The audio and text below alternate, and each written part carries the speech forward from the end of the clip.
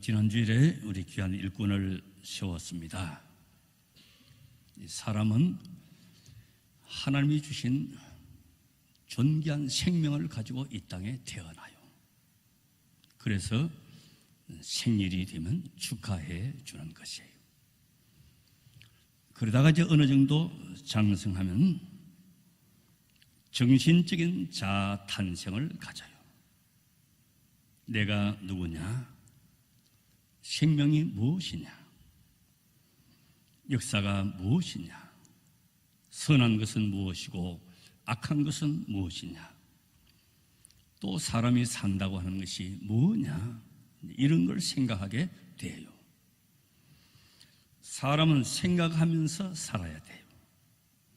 내가 받은 직분이 무엇인지, 사명은 무엇인지 생각을 해야 떳떳하게 살고 보람있게 살고 존귀하게 살 수가 있는 거예요. 그래서 사명적인 자아 확립이 필요한 것이에요.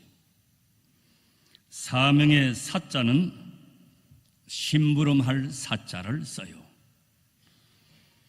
옛날에 이제 학교나 면사무소 같은 데 보면 사무실에서 작은 심부름하는 사람들을 소사라 그랬어요. 그거 들어보셨어요? 소사. 요즘은 이제 다 정식 직원이지만 옛날에는 소사라 그랬어요. 나라의 큰 심부름을 하는 사람을 대사라 그럽니다. 미국의 대사도 와 있고 우리나라 대사가 일본에도 미국에도 다 나가 있죠. 특별한 심부름을 맡은 사람을 특사라 말합니다. 몰래 보낸 심부름꾼을 밀사라 말합니다. 하나님의 심부름을 하는 것을 천사라 말해요. 심부름하는 제자를 사도라 그래요. 그 12제자는 12사도가 되었어요. 사명의 명자는 목숨 명자를 쓰는 거예요. 사명이라고 하는 것은 심부름을 받은 목숨, 심부름을 받은 생명이라 말하는 것이에요. 그 영어로는 미션이라고 하는 말인데요. 이 라틴 말에 미시오라고 하는 데서 나왔어요. 보낸다 하는 뜻이에요. 보내는 사람이 있고 보냄을 받은 사람이 있는 것이죠. 직분자는 교회의 책임을 감당하기 위해서 교회에 세워진 존재예요. 사명감이 사람을 만들어 갑니다. 사명감이 사람을 성실하게 만들고, 사명감이 용감하게 만들고, 부지런하게 만들고, 진지하게 만들고. 누가 나를 여기에 보냈느냐? 반드시 보낸 목적과 보낸 내용이 있어요. 심부름하면 뭘 하고 오라? 어디 가라? 목적이 있어요. 그 내용과 목적이 임직자 헌신문에 요약을 해 두었어요. 주보 뒷면에 오늘 실었어요. 자, 그런데 우리는 이 헌신자의 사명을 너무 가볍게 취급하는 거예요. 그냥 내 마음대로 팽개치는 거예요. 춥다고 덥다고 기분 나쁘다고. 그러면 고상한 삶을 살 수가 없어요. 교회도 사람을 세웁니다. 사람을 보냅니다. 맡깁니다. 교사로 보내고 찬양대로 보내고 구역으로 보내고 여기저기 필요한 곳에 사람을 보냅니다. 무슨 사명을 주어서 보내느냐? 12절 말씀 보십시오. 이는 성도를 온전케 하며 봉사의 일을 하게 하며 그리스도의 몸을 세우려 하심이라. 이 일을 위해서 보낸 것이죠. 그래서 목사에게 무엇을 맡으라고 부탁하고 봉사직을 임명하게 하시는 것이죠. 하나님의 어떤 질서와 어떤 조직 관리라고 하는 방법을 쓰시고 계시기 때문에 모든 직분을 선포할 때 어떻게 해요? 본 시온교회 당회장인 나는 지금 그리스도께로부터 받은 직책과 교회의 권위를 가지고 아무개 씨가 대한지교 장로회 뭐뭐뭐 된 것을 성부와 성자와 성령의 이름으로 선포하노라. 아멘. 성부와 성자와 성령의 이름으로 선포하는 거예요. 이건 그동안 수고했으니까 감투 하나 씌워주는 것이 아니에요. 사명을 주는 것이. 그런데 이 사명이 얼마나 쉽게 내팽개쳐지느냐는 것이에요. 그리고 13절 말씀 보십시오. 우리가 다 하나님의 아들을 믿는 것과 아는 일이 하나가 되어 온전한 사람을 이루어 그리스도의 장성한 분량이 충만한 데까지 이르니, 온전한 사람, 그리스도의 장성한 분량, 이러지 않으면 이것을 감당할 수가 없어요. 14절에 있듯이 어린아이는 사명을 감당하지 못해요. 어린아이는 심부름 가다가도 유혹을 많이 받아요. 문방구 앞에서 유혹을 받고, 사탕의 떡볶이 집에서 유혹을 받고, 뿅뿅뿅뿅 하는데도 유혹을 받고, 유혹을 받는 거예요. 그 애들은 가다가도 그냥 옆으로 새요. 심부름 보낸 돈 가지고 다 과자 사 먹고 하다가 그냥 오는 애들도 있어요. 어린아이는 간단한 심부름을 하지만은 중요한 일은 못하는 거예요. 지금 한국교회의 현상 중에 재미있는 것이 교회마다 장로하고 싶은 사람, 권사, 안식사 하고 싶은 사람이 너무 많다는 거예요. 교회마다 다 그래요. 직분이 얼마나 중요한 직분이고 어려운 직분인지 몰라서 그런 거예요. 그리고 공공연히 이런 말을 하는 거예요. 집사 10년 했으면 안식사는 따야지. 안식사 땄으면 평생에 장로는 한번 먹어야지. 이런단 말이에요. 그래서 교회 안에서 이렇게 어려움이 있고 상처받는 분들이 있는 거예요. 하나님께서는 어떤 직분이든지 그 사람이 얼마나 잘했냐 평가하지 않아요. 중요한 원리예요. 교회 안에서 최고의 등급, 신앙의 최고의 경지에 이르는 것은 깨달음에 있는 거예요. 순종이 최고라고 하는 것을 깨닫는 거예요. 내가 머리가 아니고 머리는 그리스도이기 때문에 그런 것이에요. 이럴 때는 이렇게 하고 저럴 때는 저렇게 하는 것이 아니라 하나님께 초점을 두고 하나님께 중심을 두는 것이에요. 욥을 보십시오. 얼마나 비천한 자리에 떨어지고 실패하고 짓밟히고 죽기까지 가는 자리에 내려갔지만은 그 중심의 초점은 움직이질 않았어요. 하나님께 대한 마음은 흔들리질 아니했어요.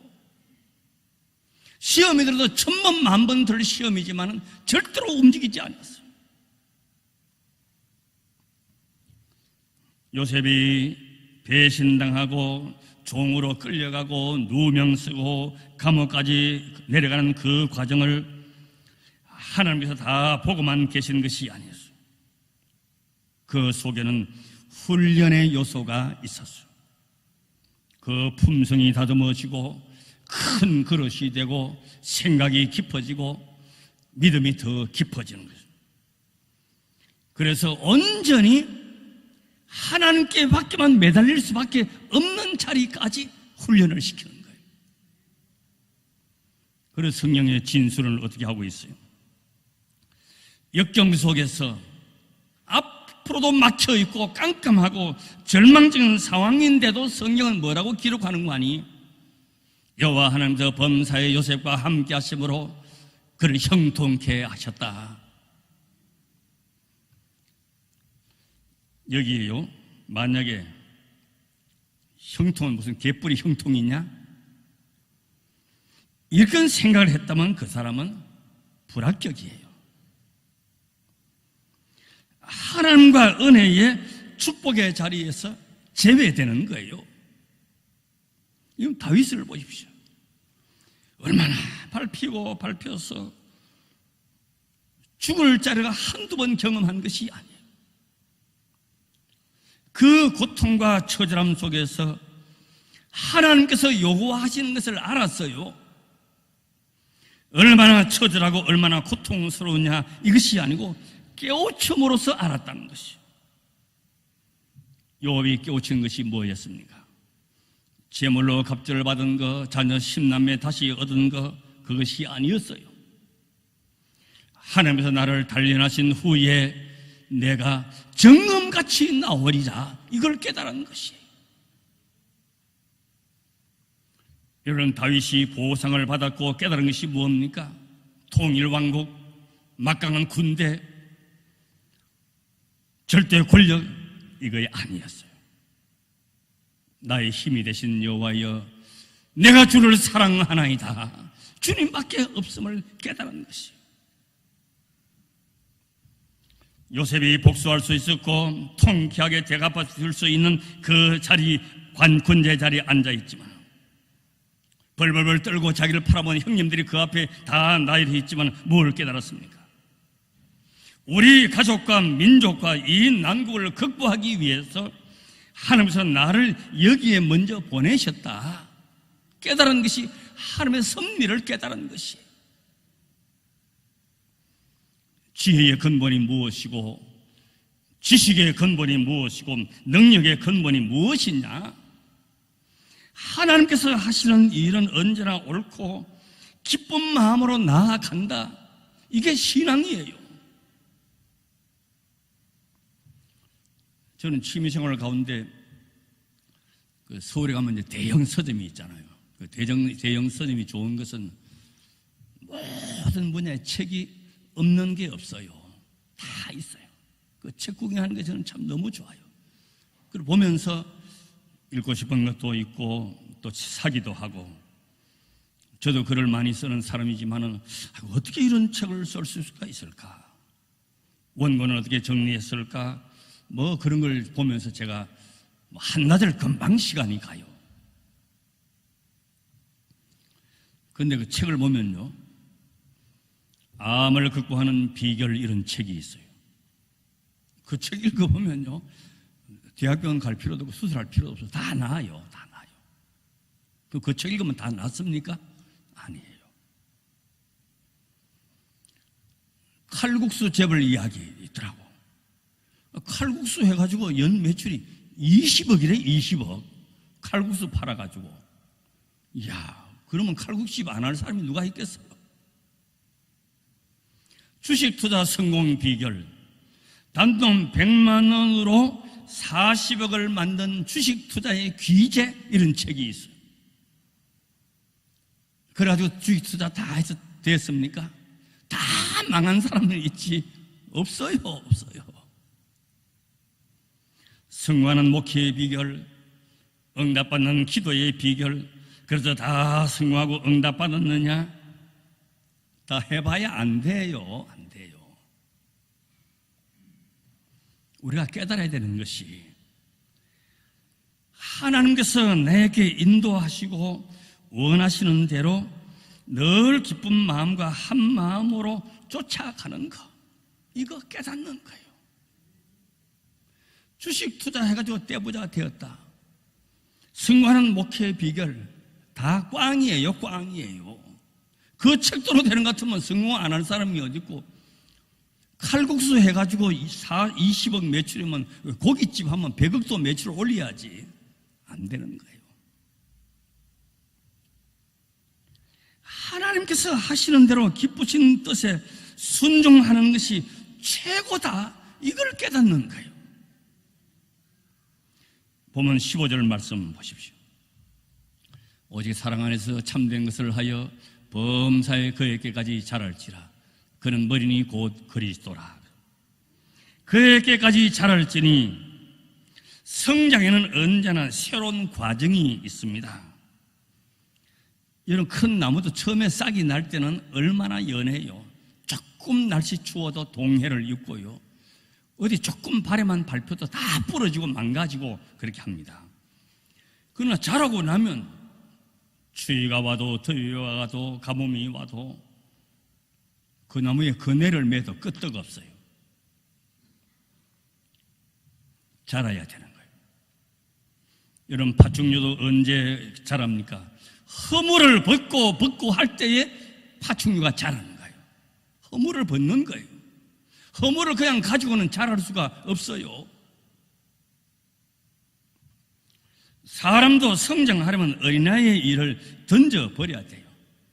깨닫는 거, 느끼는 거, 행동하는 거, 말하는 거, 보는 것이 달라져야 돼요.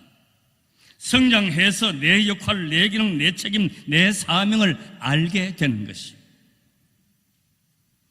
내 직분에 따라서 내가 감당해야 될 몫을 있는 것이요. 여러분, 찬양대 보십시오. 지휘자가 있고 악기하는 자가 있고 여기 다 찬양되고 마음대로 부릅니까? 자기 파트가 있는 거예요. 소프라노 하는 사람이 베이스 하겠다고 하면 그게 되겠어요? 봉사도 자기 자리가 있는 것이에요. 다 지휘합니까? 혼자 하는 거예요, 혼자. 설거지만 봉사합니까? 아니에요. 다 달라요. 해야 할 일과 하지 말아야 될 일을 분별하는 것이 지혜예요. 무엇을 할 수 있고 무엇을 할 수 없는지, 무엇을 해야 될 일인지, 무엇이 하고 싶은 일인지 그 분별하는 게 지혜예요. 신앙적으로 말할 때 은혜라고 하는 것이 나로 하여금 예수 그리스도를 닮게 하고 하나님의 뜻을 따르는 것이 은혜예요. 신앙적으로 사랑을 말할 때에 15절에 있듯이 오직 사랑 안에서. 그런데 우리가 사랑에 대해서 제일 오해를 많이 하는 거예요. 낭만적인 사랑, 달콤한 사랑, 따뜻한 사랑, 품어주는 사랑, 이거는 초보적인 사랑이에요. 사랑은 오래 참고 모든 것을 견디느니라. 진정한 사랑은 아픔이 있고 채찍이 있어요. 고통이 수반되고 회초리가 있어요. 사랑에 공의가 빠지고 거룩이 빠지면 사랑이 될 수가 없는 거예요. 이쁜 사랑만으로는 좋은 사람이 될 수가 없어요. 사탕을 주는 엄마만이 사랑입니까? 회초리의 엄마가 더 진정한 사랑이에요. 내가 병들었기 때문에 주님께 가까이 나아가는 계기가 되었다고 한다면 그 병든 것이 하나님의 은혜가 되는 것이요. 왜 나만 이렇게 아프냐? 남들은 건강한데 그 은혜가 없는 거예요. 그거는 내가 겪는 환난을 통해서 믿음의 삶으로 성장하게 된다면 그 환난 자체가 은혜가 되는 것이요. 승부하고 잘 살게 되는 것이 주님 멀리하고 믿음에서 떠나게 되는 일이라고 한다면 성공 그 자체가 우리에게는 화가 되는 것이요. 직분자는요, 이와 같이 신앙도 인격도 성품도 생각도 말하는 것도 성장하고 성숙해져야 되는 것이에요. 그 직분을 통해서 하나님께서 하시고자 하는 일을 해야 돼요. 원망, 불평, 이거는 이미 은혜 자리 떠나는 거예요. 그래서 교회는 질서를 소중히 여기는 것이에요. 하나님께서 십자가의 그 사랑, 아픔과 멸시와 채찍 속에서 그리고 피 흘림과 죽기까지 사랑하셨어요. 그래서 주의 일을 하게 하는 일꾼으로 부르신 것이, 나 장로 먹었어. 아니에요. 이거는 큰 코 다칠 일이에요. 교회의 어떤 직분은요, 더 이상 개인의 생애가 없을 만큼 주님께 붙잡히는 것이죠. 이제는 내가 아니에요. 주님께 붙잡힌 것이고 교회에 붙잡히는 것이에요. 교회의 나타남과 믿음과 행위의 증거로 살아야 돼요. 하나님이 내게 원하시는 대로, 인도하시는 대로 기쁜 마음으로 쫓아가는 것이 지혜요 능력인 것이에요. 신비한 것은 교회가 완전하지 않지만은 하나님은 그의 기쁘신 뜻대로 교회를 이끌어 가시고, 못나면 못난 대로, 미련하면 미련한 대로, 내놓을 것이 아무것도 없지만은 영원 구원을 계속 하시고, 사람을 부르시사 십자가 구속의 은혜를 입게 하시는 것이, 그래서 우리의 입술과 기도와 찬송 받으시기를 기뻐하시는 것이에요. 하나님은 요셉을 덜렁들어다가 보좌에 앉힐 수도 있어요. 그러나 그거는 온전함을 이룰 수가 없어요. 하나님은 목동 다윗을 들어다가 왕으로 세울 수가 있어요. 그러나 그러면 온전할 수가 없어요. 하나님이 필요하시면 다메섹으로 가는 사울을 거꾸로 떨어서라도 바울 되게 하시고, 필요하시면 의욕도 없고 꿈도 없고 초야에 묻혀있는 80세의 모세를 필요하면 불러서 쓰시는 것이에요. 어디서든지 사람을 불러 쓰시는 거예요. 그래서 교회는 언제나 시끌시끌하고 벅적벅적한 거예요. 이러한 자리에 목사로 세우고 장로로 세우고 여러 직분자로 세운 것은 그리스도의 장성한 분량에 이르도록 하는 것이요, 직분자는 왜 세우느냐? 질서 있게 하기 위해서 세우는 거예요. 교회의 질서, 다스림의 질서, 섬김의 질서, 순종의 질서, 온전케 하는 질서, 이게 중요한 것이요. 이는 성도를 온전케 하며 봉사의 일을 하게 하며 그리스도의 몸을 세우려 함이라. 깊이 깨달으면서 온전케 하는 마음으로 주님 앞에 존귀하게 쓰임 받으시기를 주의 이름으로 축원합니다. 아멘.